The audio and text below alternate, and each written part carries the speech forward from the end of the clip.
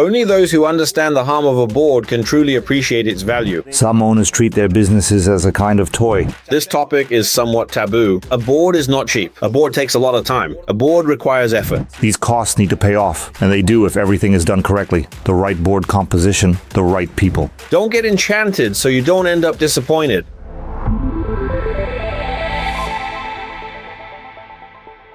Ladies and gentlemen, welcome to the Board of Directors with Sergiy Bulavin channel. Today our guest is Taras Kyrychenko. Taras is the chair and a member of Supervisory and Advisory boards and a co-founder of the venture syndicate Toloka. Taras, welcome. Thank you, Sergey. Today, Taras and I will discuss issues that matter to business owners. Taras and I were thinking about the title for this episode and we decided on the following. Taras? The title is, Only those who understand the harm of a board can truly appreciate its value. Great. Indeed, the topic of boards, especially among co-owners, is surrounded by many illusions and by many things that are actually true. And today we'd like to talk about the harm boards can cause, the value they can create, and what is worth focusing on when building a board. Look, I often play the role of the devil's advocate, and I sometimes advise owners and shareholders not to establish advisory boards or supervisory boards, because I understand that there are quite a number of circumstances that can make a board not just unnecessary or redundant, but actually harmful. This happens quite often. Let me share my thoughts on when exactly. First, when the owner already knows all the answers, knows exactly where they want to go, knows what needs to be done to get there, and knows where to find the resources. And in this situation, if I were that kind of owner, I would absolutely see a board as harmful. Why? Because if I already have all the answers, why should I waste my time and pay money on top of that? And more importantly, it's not just my time and my money, it's also a huge amount of the company's time. That's when I simply don't need a board. So if there's no company strategy that calls for having a board, if there are no issues where a board can serve as a strong decision support body, if the owner already knows all the answers, and this happens quite often, well, imagine you're opening, say, a restaurant. It's your 28th restaurant. And you know the restaurant business inside out. You understand it's an operations-driven business, you understand hospitality, you know how to attract guests to your restaurant. So why would you need a board? Why spend your time and money when that time would be better invested in improving the menu or enhancing staff performance or creating great new cocktails at the bar? Let's be honest, an entrepreneur's time is limited. That's why I say that alongside the benefits, boards can also do harm. They can consume an enormous amount of time, not only the time of the entrepreneur or owner or owners if there are several, but also the time of the management team. That's why you need to be extremely careful and avoid creating boards in situations where the harm outweighs the benefits. Some owners treat their businesses as a kind of toy, and that's exactly how they plan their work and make decisions. They experiment, they make mistakes, and they benefit from what they do. But if it isn't a business, a real structured business, and if the owner has no intention of turning it into one, then a board will in fact only get in the way of them playing with their business.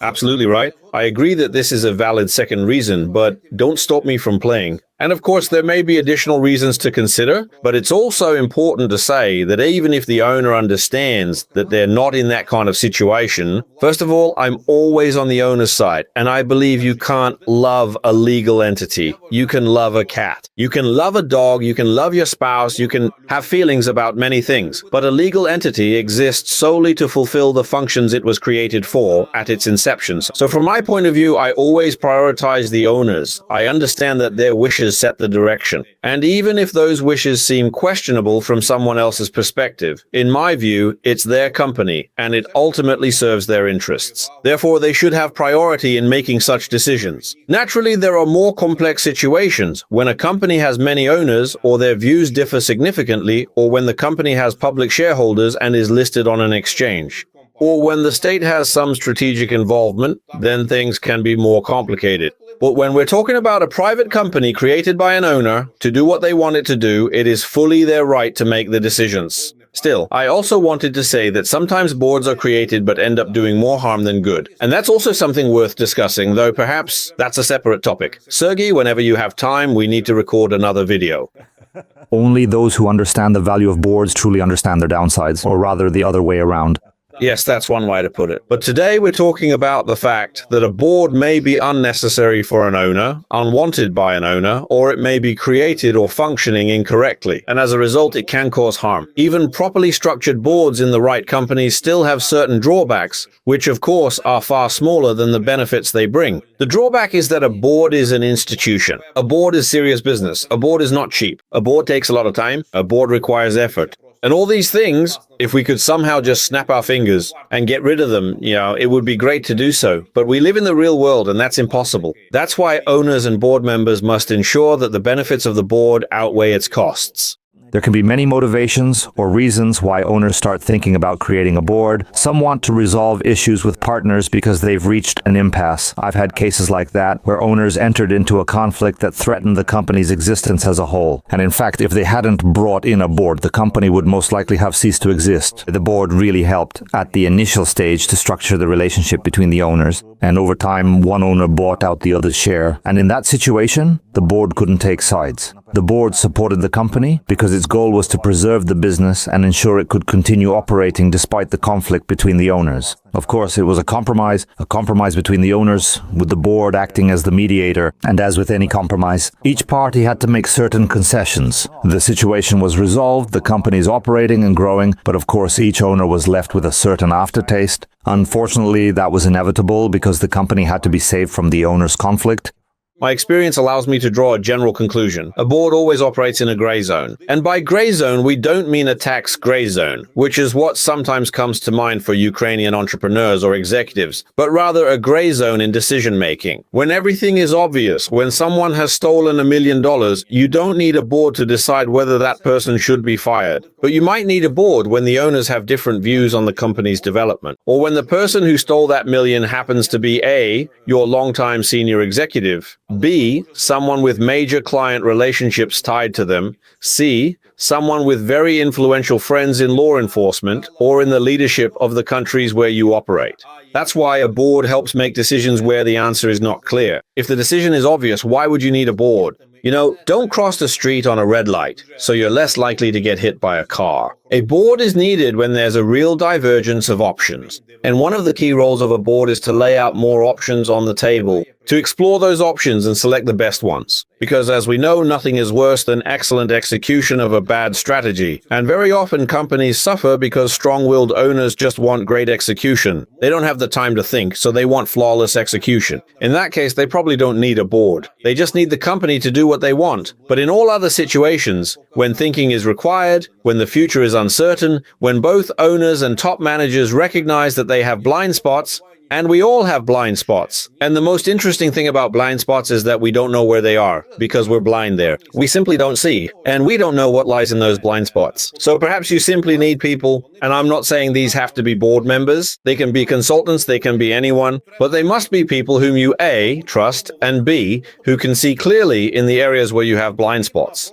Exactly. So overall, boards are needed where questions arise about the future, about strategy, about development. Right now, in my view, the corporate situation in Ukraine has become very similar to the classic description of a revolutionary situation, the one we all studied in university. What do I mean by that? Let me adapt it a bit to the corporate context. The owners no longer want things to stay the way they were. That revolutionary situation consists of two layers. The owners do not want things to continue as before. They understand that the world has changed. They understand the consequences of the war, the situation in Europe, the state of the financial markets, the state of sales markets, logistics, and the impact of artificial intelligence, which is eating software, which in turn continues eating the world. And they no longer want the old way of doing things. Their companies were often created decades ago based on business models that simply filled a vacuum in the Ukrainian market. And very often we see that owners' thinking has evolved. Owners in Ukraine are very advanced. They are not, 90-year-old patriarchs.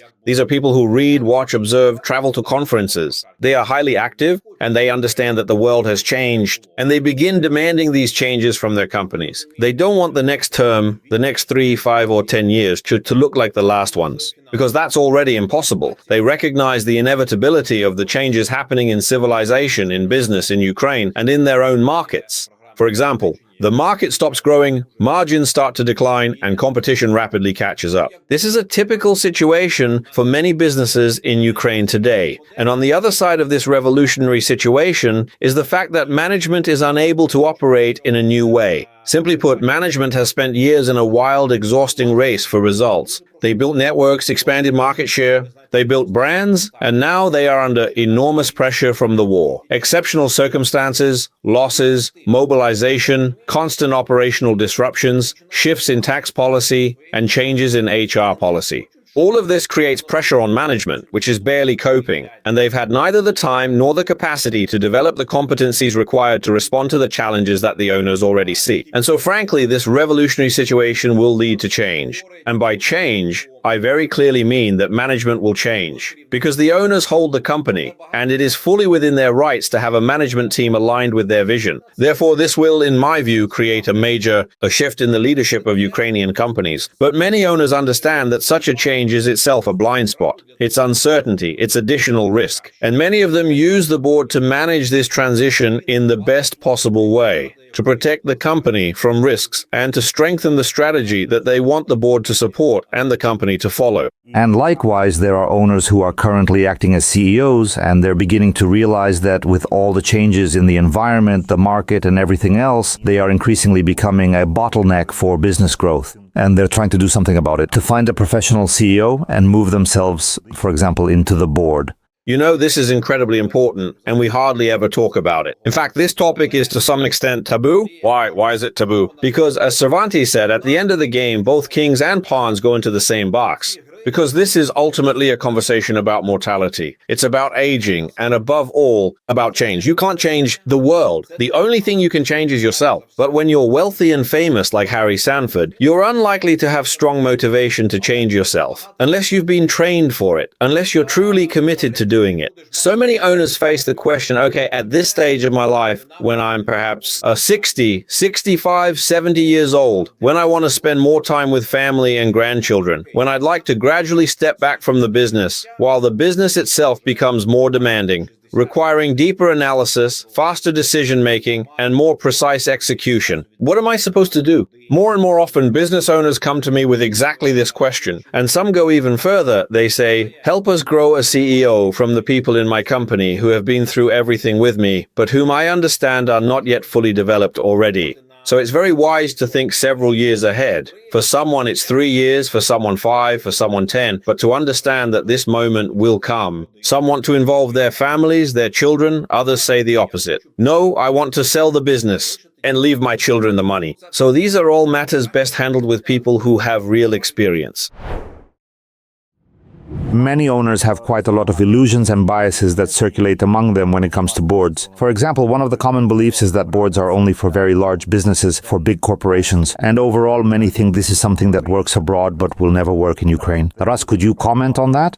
Perhaps owners who hold such biases simply need to look more broadly at the cases and situations that exist not only in Ukraine but globally. For many companies, a board is highly desirable at almost any stage of their development. We, as the Toloka Investment Syndicate, which brings together more than 200 affluent Ukrainians investing in startups, work with startups constantly. I personally review 3 to 5 startups every day. And what do I see? In most of them, having a board is a dream. Because when you build your own business, you want smart people around you. People who have already gone through challenges you're only about to face. People who can guide you, make introductions, open business opportunities, or help you hire better talent. They would love to have a board, but it's very difficult for them to actually form one because they simply don't have the money. They're startups. They invest everything into growth. They pay themselves little as founders, and they don't yet have profits. And having a high-quality board member who is willing to nurture them for years, that's a luxury. That's why I believe advisory groups are valuable for absolutely everyone.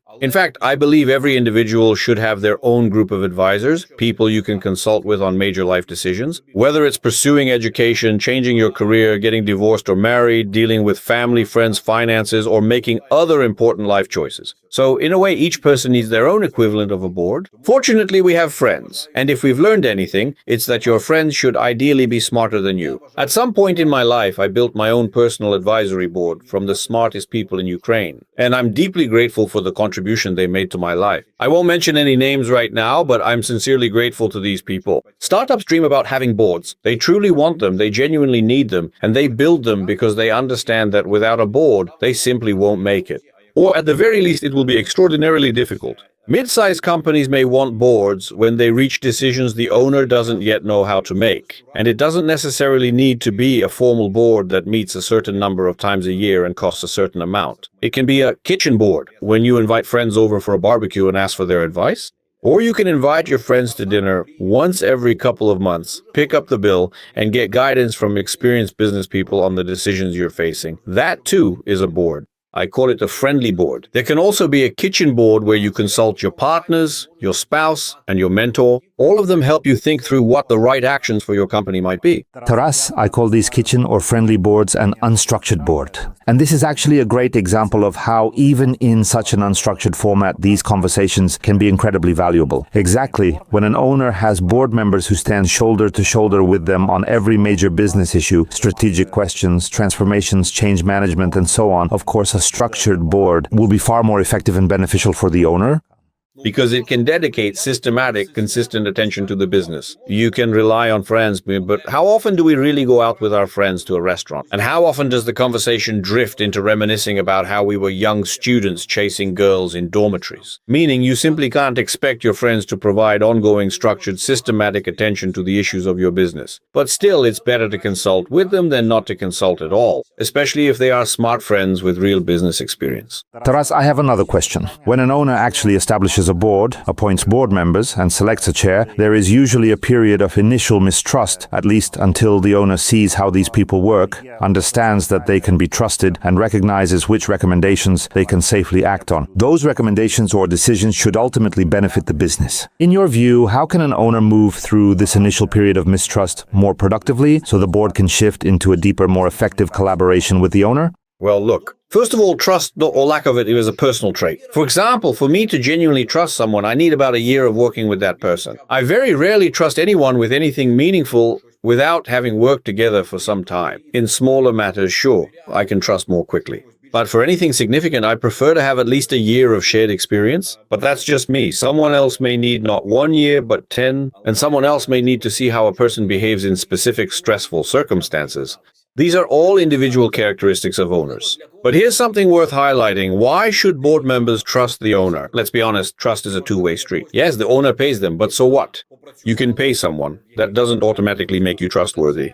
So, dear owners, board members look at you the same way. If we offer what we think are strong recommendations, why should we trust that you will act on them responsibly? They trust you when they see that their advice genuinely improves collaboration, strengthens the company, addresses your strategic questions, and actually gets implemented. So the real issue is mutual trust. People only open up when this mutual trust exists. But of course, board members ultimately work for the owners, or the owner. So first and foremost, the owner has to trust them. You need to choose people you can genuinely trust. If you don't trust your board members, then frankly, don't create a board. I often say this about boards. There's a moment in the sauna when you have to undress. If you, as an owner, are not ready to undress, meaning to show your management reporting, your concerns, your relationships with management, your uncertainties about the future. If you're not ready to ask those questions because you feel vulnerable or afraid that admitting you don't know something might undermine your authority, then don't set up a board. This often comes down to the fear of losing control. And this creates a closed loop. Without the owner's trust, the board cannot be effective. And without a proper board and proper communication, the owner cannot develop trust. Owners and boards need to break this closed loop and consciously build trust. Friends, I believe trust begins with reliability in the small things. Starting meetings on time, ending on time, sticking to the agenda, providing high-quality feedback rather than empty talk. Trust has to be earned and built. And if an owner invites someone onto their board, that's already a major signal of trust. In my view, it opens the door for a real shared journey by this way. But every person, and especially every board member, must continue earning that trust. We've already said that building trust takes time, yet during this period the owner is paying board members compensation. And this leads to another common illusion among many owners, that having a board is simply too expensive because they've all heard about the compensation packages of board members in state-owned companies in Ukraine. And yes, the fees can indeed be quite high. Of course, we understand that there are probably reasons for those levels. But for private companies, the situation is probably a bit different. Look, I generally believe in the wisdom of owners. Let's just do the math. How much does a board actually cost? Well, quality board members, some initial less experienced ones might charge $1,000 or euros per day. More experienced members, we're talking 2,000 to 3,000 per day. How many board meetings does a company usually have in a year? Let's say 6. And how many board members would you have? Let's imagine you don't want too many, maybe 3. Although sometimes 2 or even just 1 can be perfectly fine. So if one person charges 3,000 per day, that's 18,000 per year, plus some additional incidental expenses. Let's say you have 3 members. That totals around 60,000. Now let's go back to the owner's wisdom. What can you buy, excuse the word buy, for 60,000?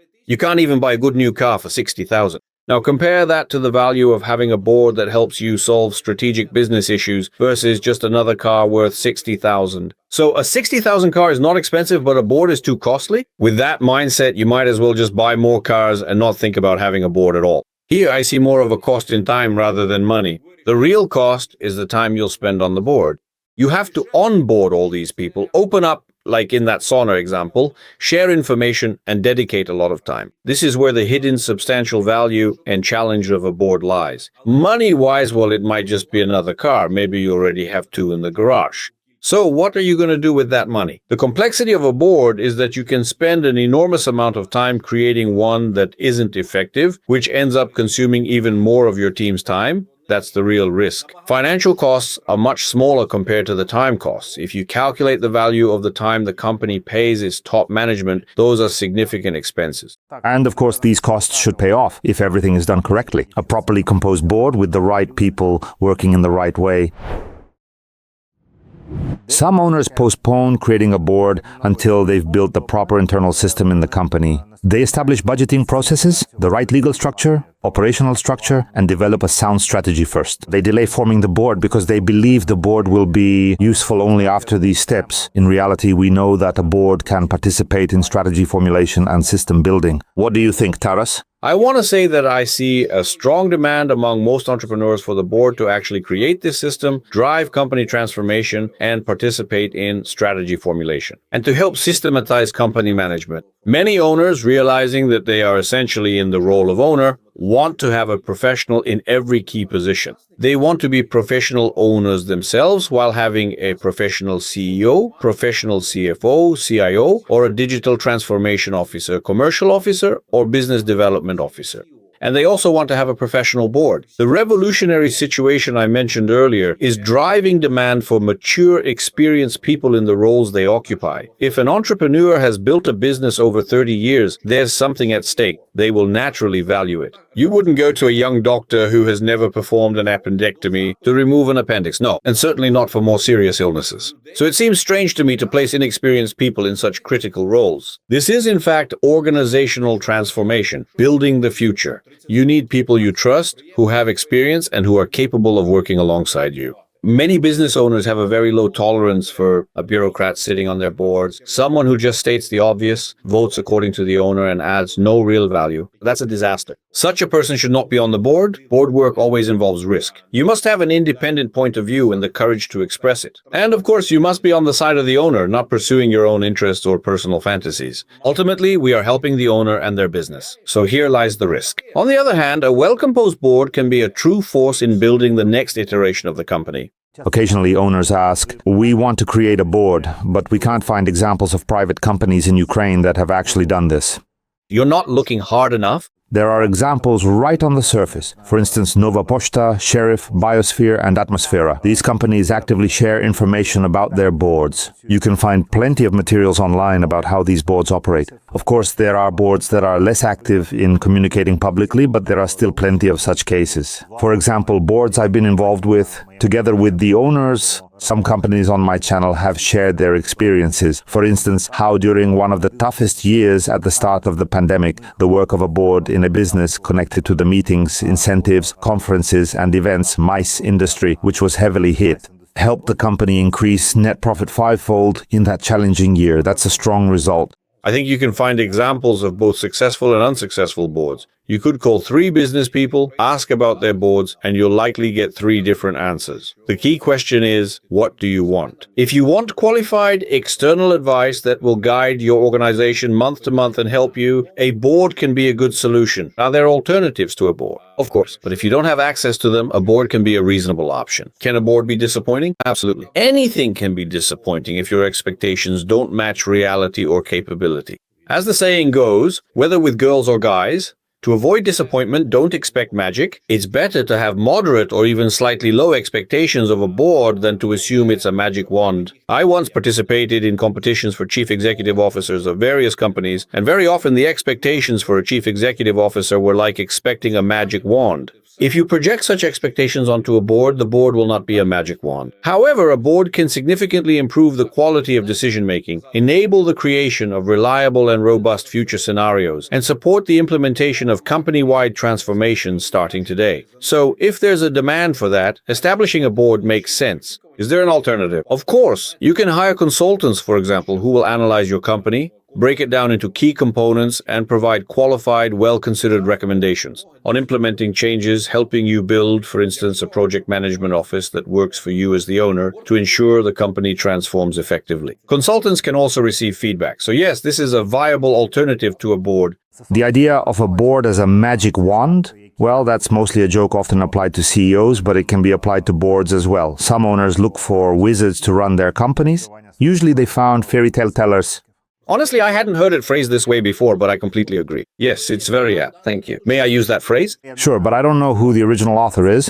I fully agree with it. The key takeaway is don't get enchanted so you won't end up disappointed. It's important to have pragmatic expectations and to recognize that if even half of what you hope for is achieved, you'll feel that your time has been well spent. Owners hear about boards from friends, partners, and other business people. Of course, that information comes with opinions, but these opinions can include illusions or distortions. Naturally, before making a decision, it's advisable for an owner to obtain more concentrated, reliable information. And ideally, this information should be as independent as possible from such distortions. So, what would you recommend to such owners? That's a really great question. Actually, I think it's very practical, because if people want to take the first step or move forward, they need to be shown the path. The first step is to educate themselves. There's CGPA, where you can take a course. I deliver a short 2-hour module there on board-level strategy, how to create and implement it. I'm very glad to see that many top-tier owners participate in these groups. I won't name their names. I can confidently say that owners appreciate this program and attend it frequently. It might also be useful for owners who are considering setting up a board. Second, I'd recommend following Sergiy Bulavin's channel about boards. Not exclusively his channel, but it's a good starting point. Simply consume information from available sources. Third, in my view, owners should clarify their criteria more precisely. Why do you need a board? This helps determine what kind of board you need, its composition, and the type of board members required. Just being clear about your purpose is important. Finally, I would advise starting some initial consultations with someone, just exploratory discussions about whether a board could address certain issues and in what format. Basically, work with an expert who can provide their perspective. Ideally, this is someone you trust and who has experience with boards. That's perfect. If it's just a smart person, maybe a university economics professor, that's already good. If it's an experienced business person, even better. So choose wisely. There are such skilled consultants, and they will help you with this. Great. I'd like to add that in Ukraine, there are 2 schools that provide very concentrated information on how boards operate. One is CGPA, Corporate Governance Professional Association, and Ukrainian Corporate Governance Institute, where Taras conducts part of the modules, and I also participate in this training. Taras focuses on strategy, while I focus on creating and running boards in private companies. There are other courses, UCGA, the Ukrainian Corporate Governance Academy. These courses are also very good and complement each other nicely, so you can choose one or the other. In any case, it will be useful for you as business owners. And if you choose the CGPA and the Ukrainian Corporate Governance Institute courses, we'll be happy to meet you there. Thank you. Actually, the time you invest in this, Sergiy, I want to highlight. From my perspective, you are one of the top experts in Ukraine on board creation. So, the time you spend on public communication like this is a huge help for practitioners, entrepreneurs, both young and experienced, and even board members who, through professional development, will build better strategies. So, I truly thank you for what you do. Taras, I also want to thank you for joining today's conversation and sharing your work and experience, because we understand that when there isn't a lot of structured information in the market, it's crucial to help both owners and potential board members avoid mistakes. There's experience on your side, on my side, and among other board members who have also gone through mistakes, and we would like owners of the companies and board members use only best practices without repeating mistakes. So this is how we help them? Thank you. Thank you very much, Taras. Ladies and gentlemen, thank you for joining us on the Boards of Directors with Sergiy Bulavin channel. See you next time on our channel.